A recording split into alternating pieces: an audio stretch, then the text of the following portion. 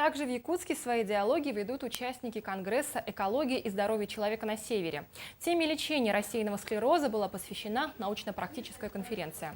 Особое волнение специалисты высказали по поводу того, что симптомы рассеянного склероза все чаще появляются у молодых людей в возрасте от 18 до 30 лет. Как отмечают медики, на решение этой проблемы затрачиваются немалые средства. Приобретаются новые группы жизненно важных препаратов. Кроме основной темы, коллеги обсудили и ряд важных вопросов, касающихся неврологических и психологических заболеваний, в частности, болезни Паркинсона и ее диагностировании на ранних стадиях. Специалисты заявили, одним из решений этой проблемы стало бы открытие в городе кабинета паркинсонолога.